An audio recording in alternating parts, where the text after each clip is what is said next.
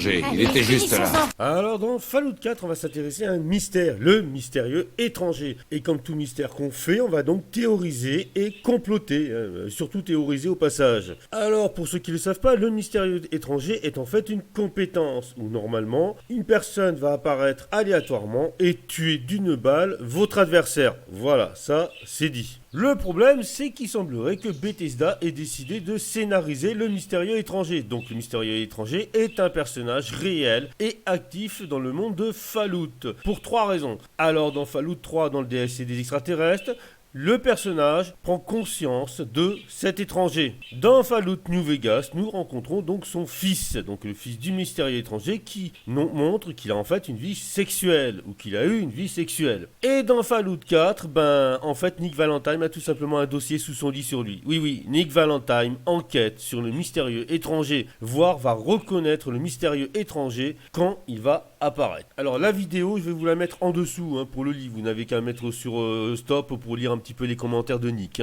Maintenant, théorisons. Ne pouvons justement savoir quelle est l'identité du mystérieux étranger, on va s'attaquer à 2 autres objectifs. Comment il fait pour apparaître et disparaître, et surtout, quel est son objectif. Maintenant, pour apparaître et disparaître, c'est très simple, c'est qu'il utilise justement une technologie avancée. Dans Fallout, nous avons 2 technologies qui permettent d'apparaître et de disparaître. Les Stealth Boys, qui vous rendent invisible et qui vous font réapparaître au bout d'un certain temps, et éventuellement la téléportation. Alors, si ce sont les Stealth Boys, ça veut dire que le mystérieux étranger suit notre héros du début jusqu'à la fin. Et on peut théoriser que justement, il attaque ses adversaires quand ils sont le héros, on va dire, en position de faiblesse. Remarquons qu'une personne seule ne peut pas justement gérer une telle technologie. Et remarquons aussi que le mystérieux étranger a un âge très avancé. En effet, si on prend la timeline de Fallout, il aurait plus de 80 ans. Je veux bien que Papy fait de la résistance, mais à ce niveau-là, c'est carrément de l'Highlanderman. Mais bon, passons. On peut donc considérer qu'il est employé ou qu'ils sont employés par une certaine communauté. Donc l'objectif de cette communauté, parce que les fins de Fallout sont multiples, est d'arriver à des conclusions géopolitiques. En effet, les fins de Fallout sont multiples et chaque fin apporte justement une conclusion géopolitique importante dans le monde. Dans Fallout New Vegas, c'est la bataille d'un barrage entre la Légion, la RNC et les robots du Dr House.